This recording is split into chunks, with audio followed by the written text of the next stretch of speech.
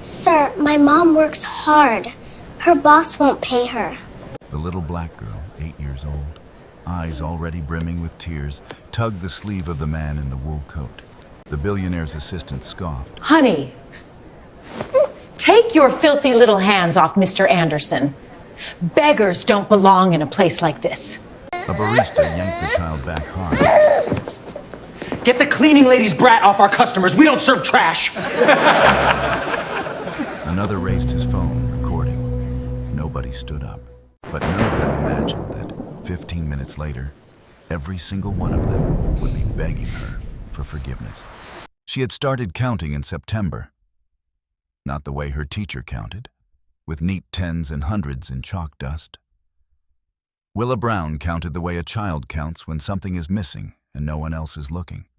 Small marks, kept private, made faithfully every night. It began on a Wednesday. She had come out of her bedroom for water and found her mother sitting at the kitchen table with the phone face down, staring at the wall. Wanda Brown was 34 years old, the crew lead for a company called Brightline Facility Services, and she did not cry the way grown-ups cry on television. She got quiet, the kind of quiet that meant the rent was late and there was no one left to ask. Willa, 8 years old, did not know what to do with that kind of quiet. So she went back to her room and took out a red spiral notebook her aunt had given her 2 birthdays ago. And on the inside of the front cover, she wrote, in her best handwriting, Mama's Nights. Underneath, she drew 2 small examples for herself. A star with 5 careful points, a moon like a fingernail. Star equals before sunrise. Moon equals after. That had been 3 months ago. By the second week, she had added Miss Patty Davis, who cleaned the building next door and had a baby too small to count for herself. By the third, Mr. Elliot Sanders, the retired bus driver from the gold-doored building 2 blocks over, who waved at Willa every morning on his walk. By the fourth, Auntie Mae Wilson, her mother's oldest friend, who worked the same crew. Willa heard their names through her mother's phone calls. She did not need to ask why she was counting them. The kids, she told herself, were too little. Somebody had to. Now it was late November, the kind of November that smelled like wet wool and exhaust, where the rain came in sideways and the sidewalks gave back salt to the bottom of your shoes. Willa walked everywhere with her hood up and her notebook in the front pocket of her backpack, where she could feel the chewed corner of it through the canvas. She chewed the corner when she was nervous. She had been nervous lately, more often than not. There was a coffee shop 2 blocks from her after-school program, a narrow place with a bell over the door that rang in 2 notes when someone came in. One bright, one tired. Willa had heard both notes 100 times. Today, walking in behind her mother, she only heard the tired one. The wealthiest skyline in the country rose 10 blocks south of where they stood. Willa had seen it from the bus, glass towers stacked like teeth against the sky. Her mother cleaned 3 of those towers. Wanda's keycard had a Brightline logo on it, and the logo was scuffed where her thumb rubbed it every night. Tonight, Wanda's shoulders were folding. That was Willa's first rule of grown-ups, and she could read it in her sleep. They lied with their voices, but not their shoulders. Tonight, the lie was, I'm fine. The truth was, the polyester rustle of a uniform jacket pulled on too quickly, the way her mother held the phone like it was a small animal that might bite.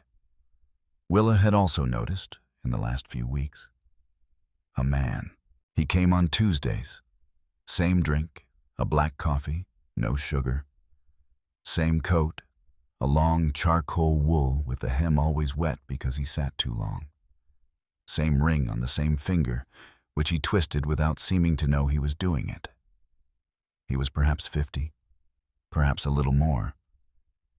His name, though Willa did not know it yet, was Wesley Anderson. He had once been the man who filled rooms.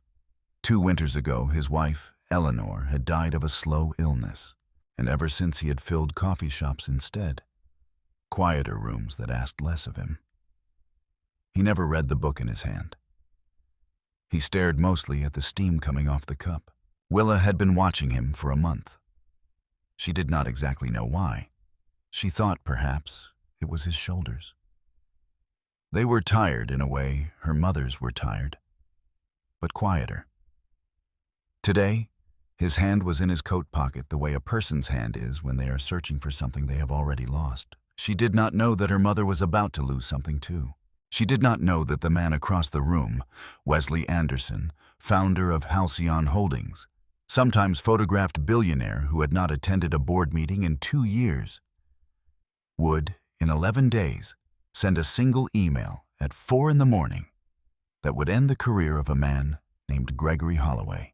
She knew only this, that her mother's shoulders were folding, that the bell above the door had rung in only one note, and that the man at the corner table was looking down at his coffee like it had wronged him. She made a decision the way only an 8-year-old can, without weighing anything, and with absolute conviction. She unzipped her backpack. She took out the red notebook. She held it in both hands so the chewed corner faced her belly, and she crossed the room. Outside, the rain kept falling. She did not walk straight to him. That would have been too obvious, even for an 8-year-old. And Willa Brown had been observing grown-ups long enough to know that the trick to being heard was to seem accidental. So she crossed the room in a slow, drifting line, pretending to look at the pastry case, pretending to consider a chocolate croissant the size of her face. She stumbled just a little near his table. Her sneaker caught the leg of an empty chair. She did not fall. She did not need to fall, but she swayed enough that the man's hand came out of his pocket and steadied her elbow without his face quite catching up. His hand was big and cold from holding the coffee. He smelled like wet wool and a cologne so old she could only describe it as grown-up. "Sorry," he said. His voice was rougher than she had expected, like a coat that had been folded for too long. "It's okay," Willa said. "I do that sometimes." He let her elbow go. She stayed. He looked at her, and for the first time in a month, she saw his eyes up close. They were brown, with small lines at the corners that did not come from laughing. "You look sad like my mom," she said, but quieter. He blinked. The faintest pull at the side of his mouth that might have, in another life, been a laugh. "Quieter how?" "Mom's sad has noise. Yours doesn't." He had no answer. The coffee shop hummed around them. Behind Willa, near the window, her mother was still on the phone, back turned, voice too low for Willa to make out the words. Willa estimated, the way she estimated everything, that she had 90 seconds. "Can I sit?" she asked. He nodded slowly, as if the gesture surprised him. She climbed into the chair across from him. Her feet did not touch the floor. She noticed him noticing, and tucked her sneakers a little farther under the chair so the swing would be less obvious. She put the red notebook on the table. "What's that?" he asked. "My mom's nights." She turned it so it faced him, opened it to the first page. The marker had bled a little where she had pressed too hard. "Stars are when she came home before sunrise. Moons are when she didn't." He looked at it. He did not, she noticed, look at her. He looked at the page the way a man looks at something he has read his whole life and never noticed before. He had read balance sheets that hid more than this little book ever could. This little book he could read in 2 seconds. "Why are there other people in here?" he asked. She had not expected that question. Most adults stopped at the first page. "Miss Patty cleans the building next door," she said. "Mr. Elliot has the gold doors. Auntie May works with my mom." She tapped the page. "They have kids, too. The kids are too little to count, so I count for them." He was quiet for a long time. He turned a page. Another. 3 months of stars and moons, neat as pencil shavings, with names in a child's careful block letters. He stopped on a recent page.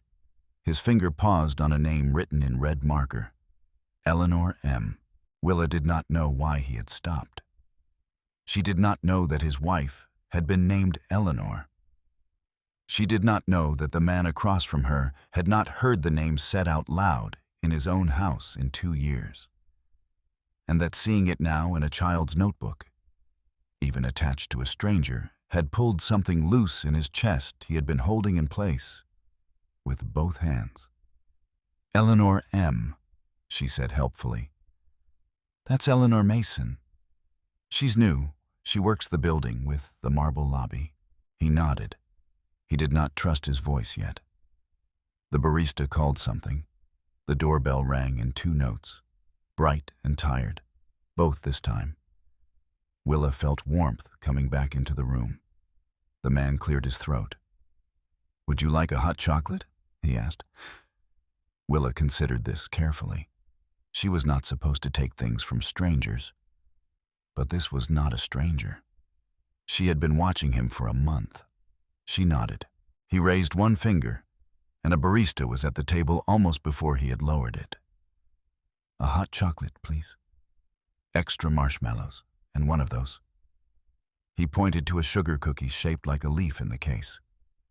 When it came, the cocoa was the color of wet earth, and the marshmallows had already begun to melt into a small white island. The cookie was warm. Willa broke it carefully in half. The edge crumbled a little onto the marble tabletop and slid the bigger piece across to him. I don't think he started. You have to take it, she said. Otherwise, it doesn't count. He took the cookie. He held it like he did not remember how to hold a cookie.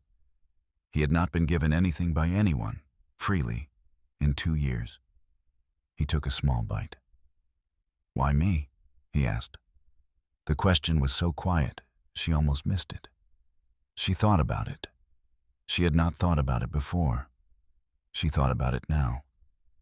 Because your shoulders are tired, she said, but your eyes still look up. He set the cookie down on its napkin. It was a long pause. The kind of pause that, on a recording, you would leave in. The hum of the coffee machine. The bell at the door.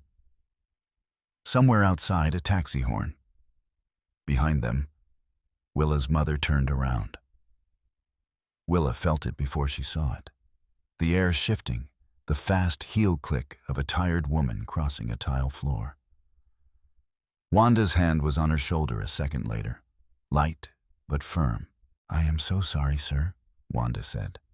She knows better. Willa, what did I tell you about? It's all right, the man said. His voice had come back a little. She wasn't bothering me. Wanda's eyes moved, took in the watch, the wool, the way the man did not stand up, but did not look down either. Took in, also, the cocoa, the broken cookie, the open notebook on the table. Willa, she said quietly, we're leaving. Willa picked up the notebook. She paused. She put it back down. She slid it across the table, not to its center, but all the way to him, until it was on his side under his hand. In case you can read it, she said. We come on Tuesdays. Wanda's grip tightened on her shoulder. Wanda did not say anything yet. There were words she would not say in front of a stranger. They left.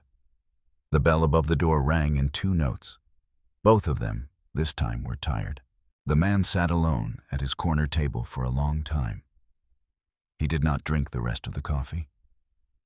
He read the notebook from the first page to the last. When he reached the page with Eleanor M., he ran his thumb across the name once, carefully, the way you would touch something fragile. A star sticker had come loose from one of the pages and fallen onto the marble. He picked it up, and he put it in his pocket. Outside, the November rain had thinned to a kind of misting that didn't fall so much as hang. Willa pulled her hood up. Her mother walked fast, not quite holding her hand, not quite letting go. Don't bother strangers, Wanda said. He's not a stranger. Willa had to hop a little to keep up. "I've been watching him for a month." "Willa?"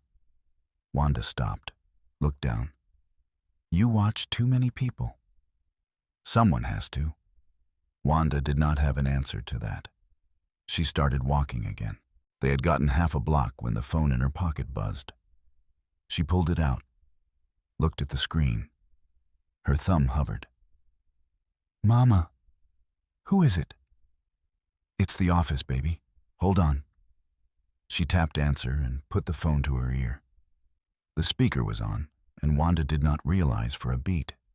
The voice came through too loud, smooth and flat, like a man who has decided what he is going to say before he has dialed. "Wanda, glad I caught you. Mr. Holloway, listen, about those hours from last week. I went back through the schedule. You weren't on those nights. Maybe you dreamed it." A pause. Wanda was very still. Willa had stopped walking. "I worked them," Wanda said. "The schedule says you didn't. And Wanda, honestly, let's just call it. We're going a different direction with the lead role. You don't need to come tonight." The silence after the click was a kind of silence Willa would remember for the rest of her life. The kind that has weight to it. The kind that makes a sidewalk feel like it tips. Her mother did not move for a long count. Willa counted 10 in her head before Wanda's hand came down to her shoulder, and the hand was so cold Willa almost flinched. She had seen this stillness before, Willa thought. In deer near the highway. In birds when shadows fell wrong. She reached up and took her mother's hand. Wanda did not squeeze back at first. Then, after another long second, she did. That was when the bell above the coffee shop rang again, 2 blocks behind them, and a man came running out without a coat. "Wait," Wesley Anderson called. He had the notebook in his hand.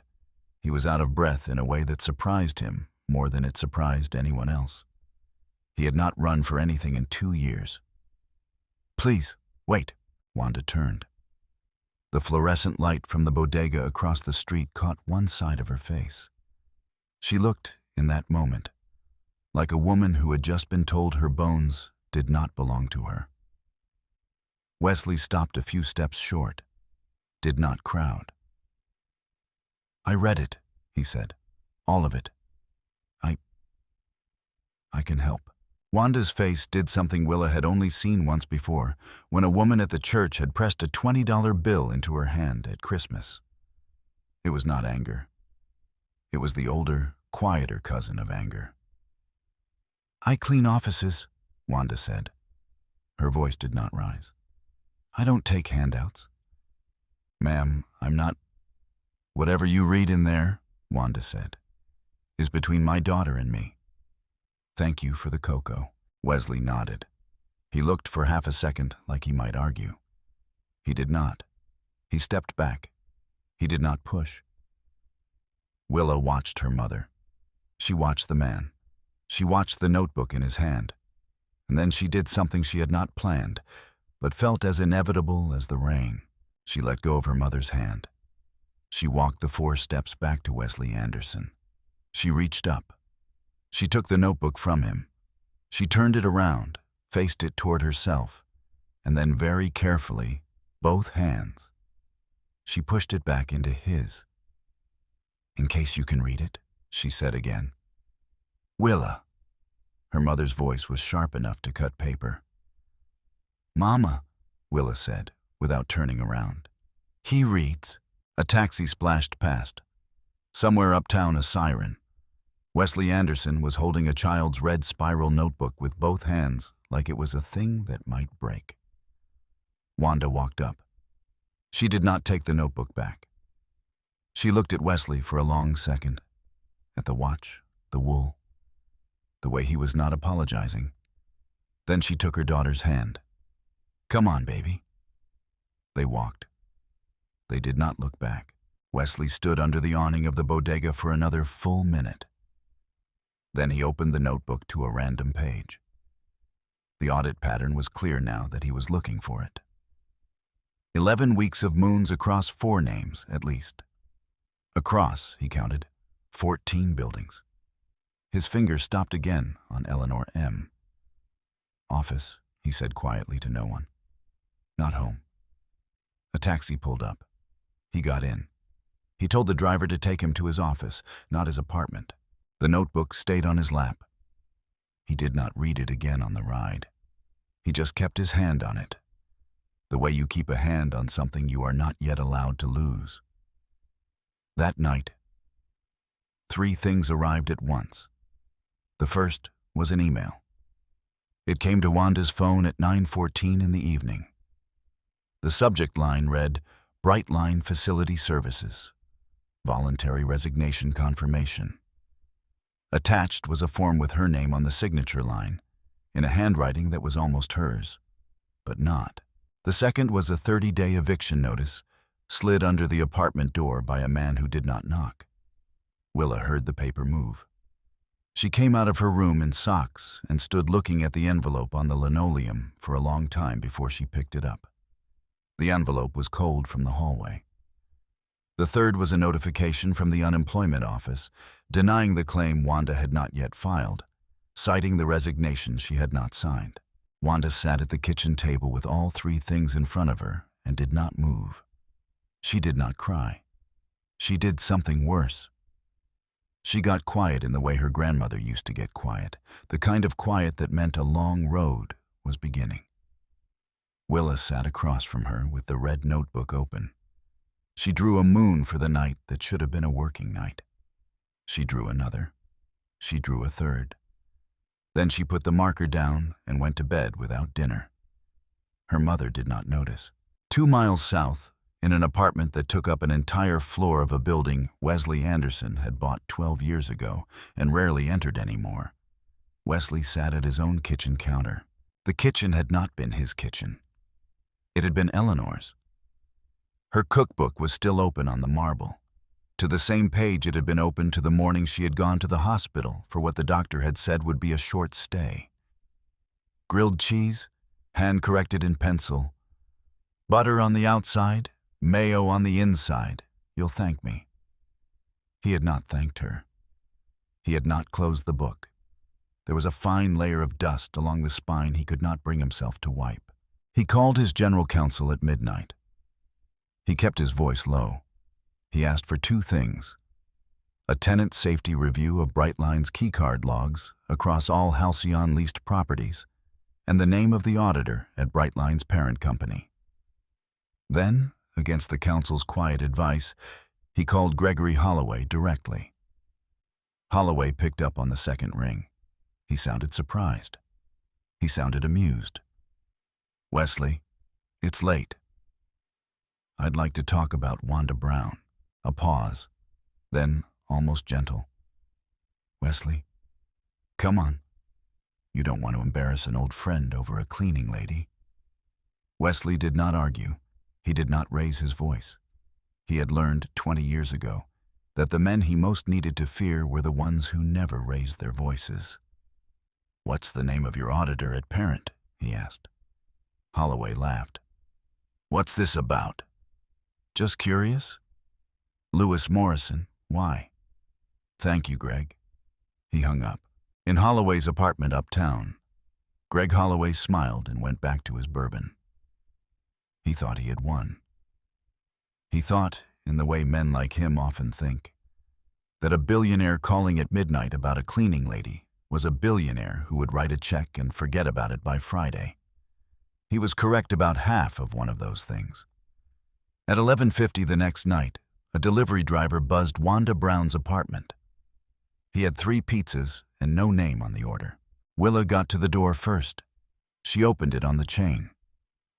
Who's this from? She asked. The driver shrugged. Already paid. Big tip, too. Willa took the boxes carefully. She walked them to the kitchen counter and set them down. Her mother stared at them for a long moment. Then, without saying anything, Wanda got up and got 2 plates and a stack of napkins. They ate. They did not speak much. Wanda tried to call the delivery service the next morning to pay it back. The service told her it was prepaid, no name attached, no card on file. She suspected immediately who it had been from. She did not say so. She did not say anything. Willa drew that night a single star in the notebook for the day. Beside it, in smaller letters, she drew a question mark.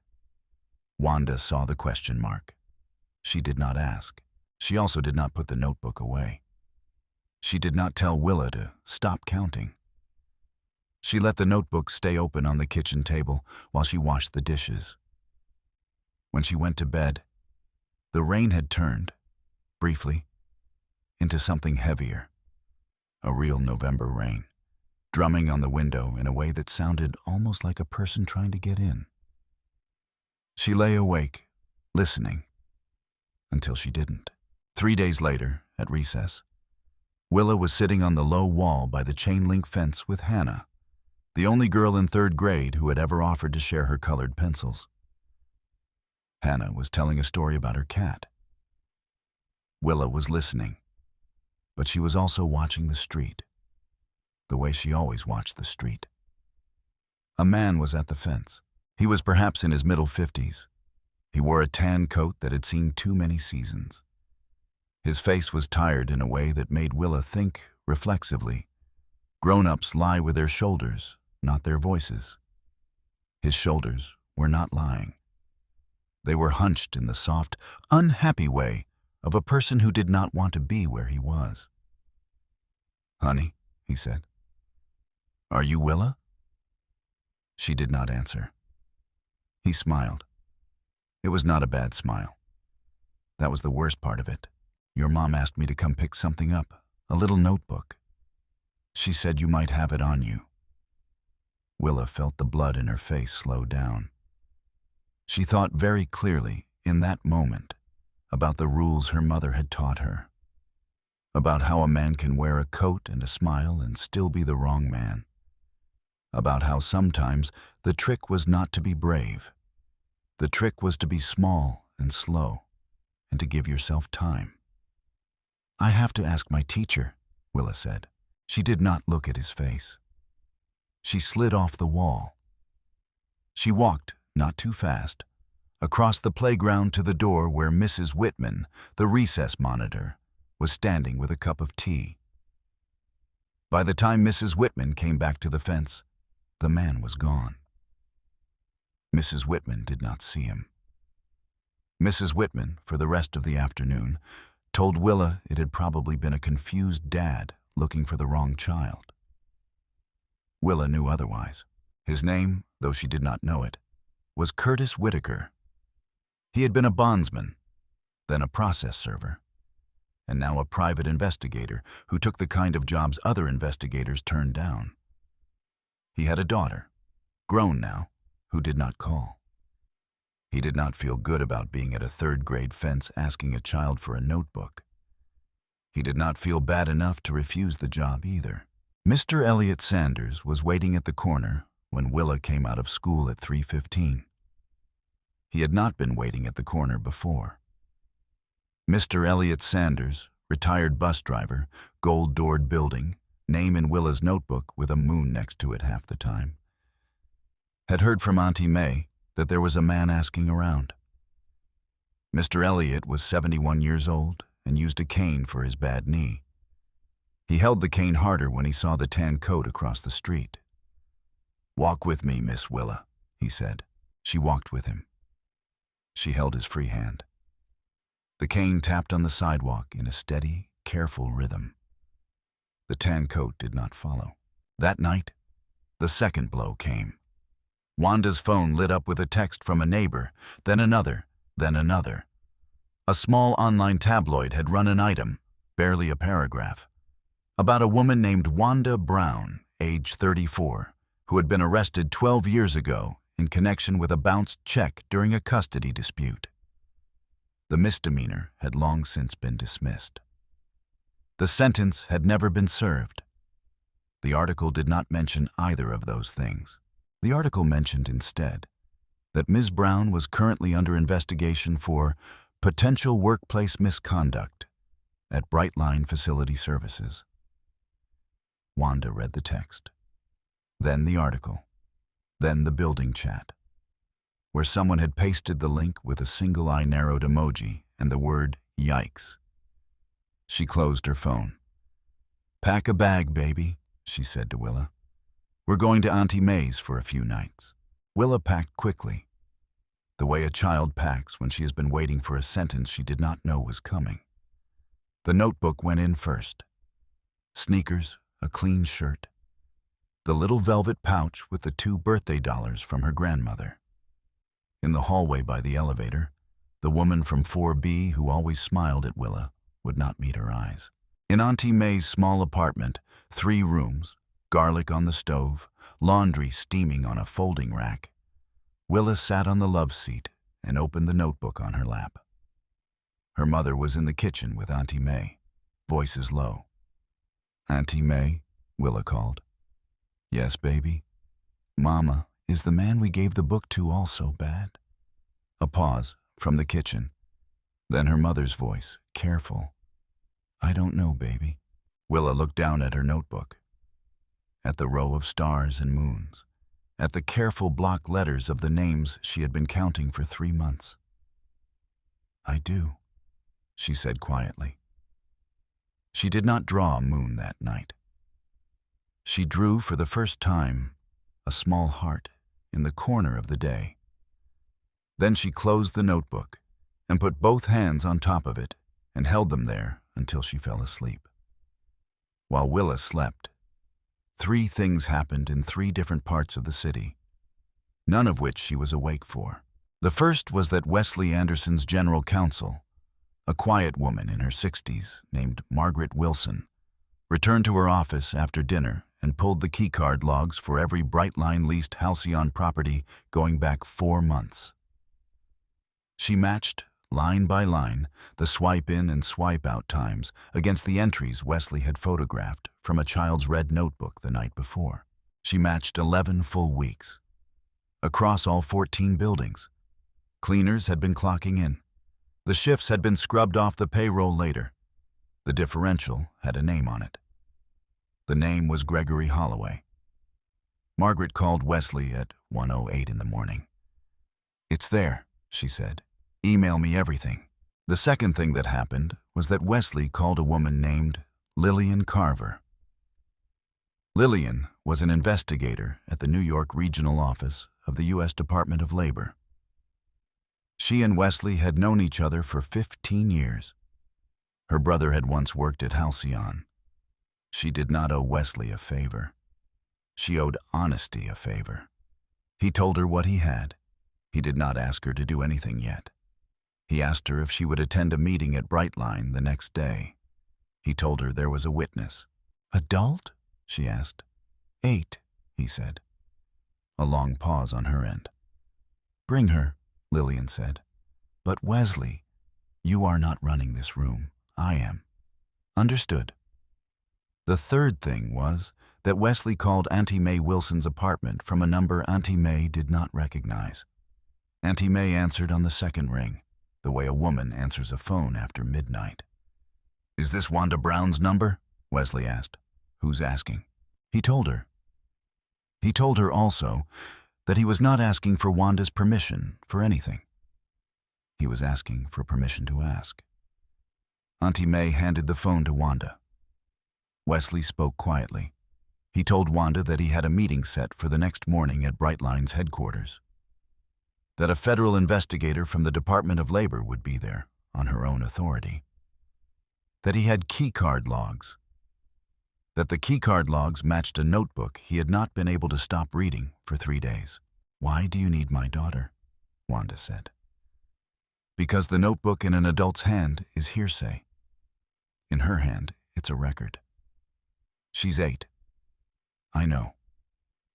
Wanda was quiet for a long count. "The choice," Wesley said, "is yours and hers, not mine.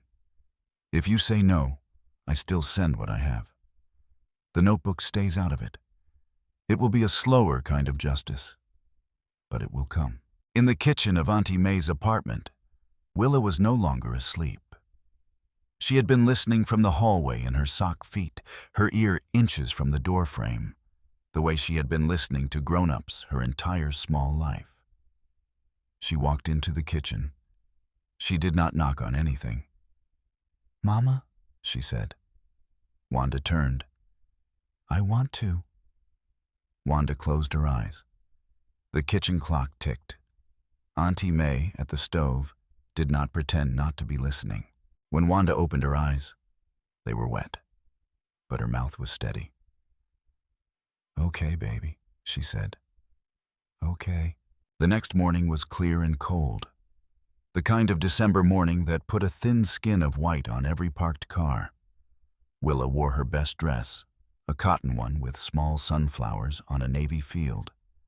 The sleeves slightly too short because she had grown 2 inches since September. She wore her clean sneakers. She wore her hair in 2 careful braids her mother had done at the kitchen table while neither of them said anything. The notebook went in her arms, not her backpack. She wanted both hands on it. The car Wesley had sent took them to the Brightline building. Brightline kept the top 3 floors of a 60-story tower in Midtown, glass on every wall, a view that made the river look like a flat blue ribbon. The elevator hummed. Willa watched the floor numbers go up. Wanda held her hand all the way to the conference room door. Then, at the threshold, she let go. "I'm right here," Wanda whispered. "I'll stand right here." The conference room was bright. The table was a single piece of glass. Gregory Holloway sat at the far end with 3 lawyers and a tray of pastries. He was wearing a gray suit and a lavender tie. He had the look of a man who had been told the morning would be inconvenient, but not difficult. Wesley Anderson sat at the near end. Beside him sat a quiet woman in a navy coat who had not yet introduced herself. Lillian Carver had a legal pad and a pen and a face that gave nothing away. Holloway saw Wesley first. He did not see Willa, who was standing behind Wesley. "Wesley," Holloway said, smiling. "What's your case here exactly? A little girl's diary?" "Not exactly," Wesley said. He stood. He walked to the door behind him. He opened it. Willa walked in. She walked the way a small person walks who has decided. Her sneakers made a soft shuffling sound on the carpet. She climbed into the chair Wesley had pulled out for her. The chair was too big. Her feet did not touch the floor. She did not try to hide them this time. She let them swing. Then she stopped them on purpose and folded her hands on the glass. She put the notebook on the table. The chewed corner faced the lawyers. Lillian Carver leaned forward, gentle. "Hi, I'm Lillian. I work for the government. Do you know what that means?" Willa thought about it. "It means you have to write things down." A small smile. "That's exactly right. Could you read me what you wrote down?" Willa opened the notebook. She had rehearsed this, alone, in her room, at Auntie May's table, 2 nights running. She had chewed the corner 3 new times. "Page 1, she said. Her voice was clear. "October 14th, Mom, Moon, Miss Patty, Moon, Mr. Elliot, Star, Auntie May, Moon." Lillian's pen began to move. The lawyers stopped chewing pastries. "Page 2, October 15th, Mom, Star, Miss Patty, Moon, Mr. Elliot, Moon, Auntie May, Moon, new name, Eleanor M. Moon." Margaret Wilson, who had not spoken yet, slid a stack of paper across the table. The keycard logs, the dates lined up, the names lined up. 11 weeks, 14 buildings. Holloway's lavender tie no longer matched his face. This is absurd. This is a child." "Mr. Holloway." Lillian did not look up. "Let her finish." Willa kept reading. Her voice did not waver. She was used to reading aloud. Charlotte's Web, the BFG, her own homework, and she had decided in her room 2 nights ago that she would read this the same way. When she got to the last page, she paused. "Today," she said. "December 18th. Mom, Moon." But my mom didn't go to work tonight because someone took her job, so this moon is for the one she should have had. She closed the notebook. The room was quiet. Wesley Anderson, who had not spoken in 7 minutes, looked across the glass at Gregory Holloway. "You said it was a diary, Greg," he said. "You weren't entirely wrong. It just wasn't hers." The meeting did not end with shouting. It ended, instead, with a small nod from Lillian Carver, a longer nod from Margaret Wilson, and a kind of paleness around Gregory Holloway's mouth that he could not quite get rid of. Willa was led out by her mother before the lawyers' faces could fully arrange themselves. In the hall, Wanda knelt in front of her daughter, both hands on Willa's shoulders, and looked at her for a long time. "Baby," Wanda said, "I read it good." "You read it good," Wanda pressed her forehead briefly to her daughter's. The notebook was still in Willa's arms. That was at 11:20 in the morning. At 4:08 the next morning, a Wednesday, Wesley Anderson sat alone at the marble counter of his own kitchen, with Eleanor's cookbook open beside him to a page he had not read in 2 years, and he opened a new email. He had drafted it the night before. He had revised it 3 times. He had taken almost everything out. The subject line read, "Bright line, for the record."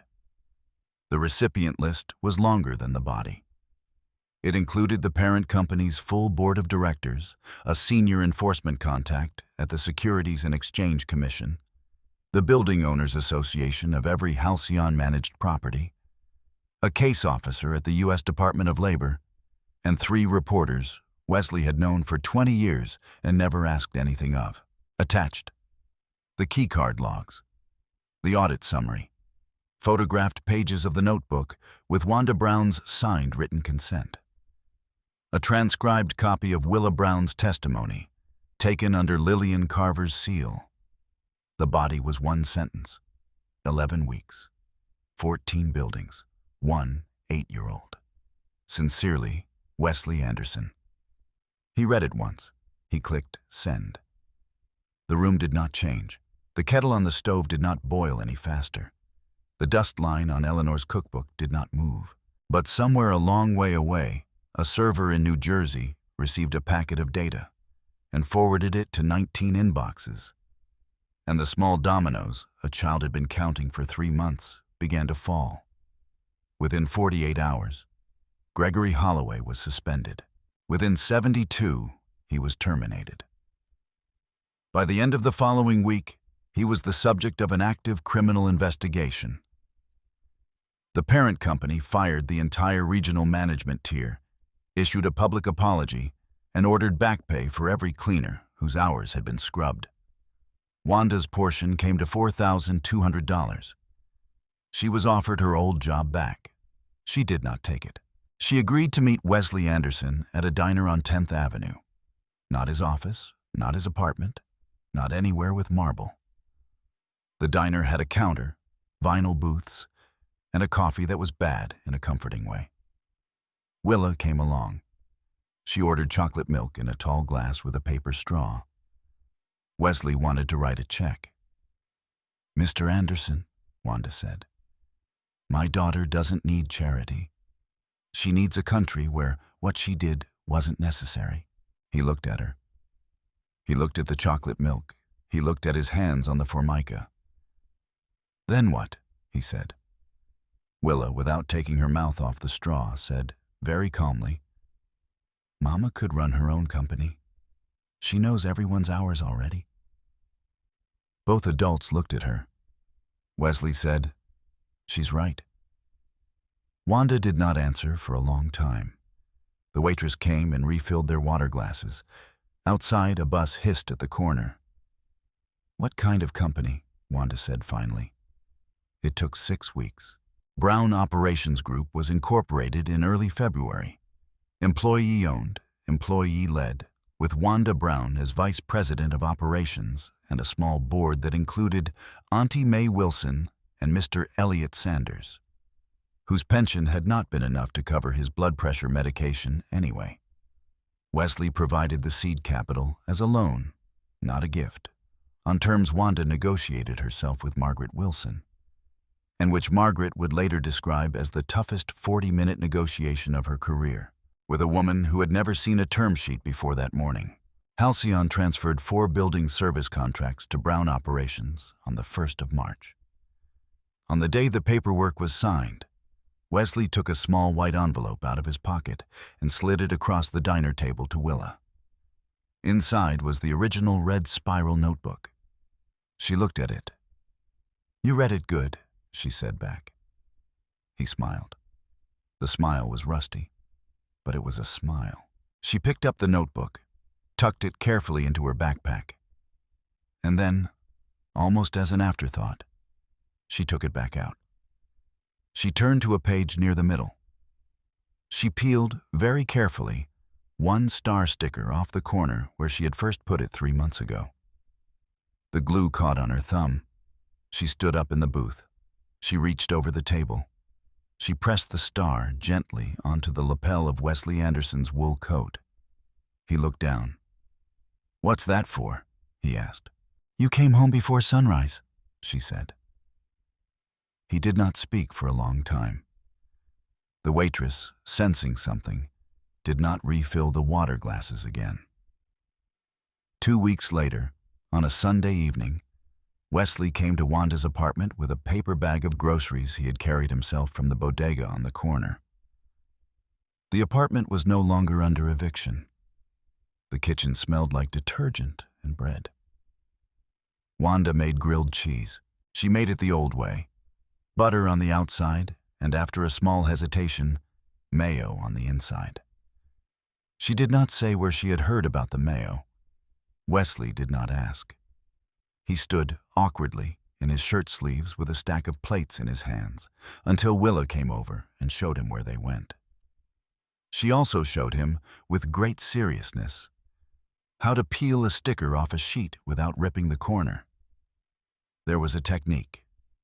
You used your thumbnail. You did not rush. Halfway through the meal, Wesley reached into the bag and took out one more thing he had brought. It was a recipe card. On it, in his own handwriting, was the recipe for grilled cheese. He had copied it, that morning, from Eleanor's cookbook. He gave it to Willa. "For your notebook," he said. The kettle whistled.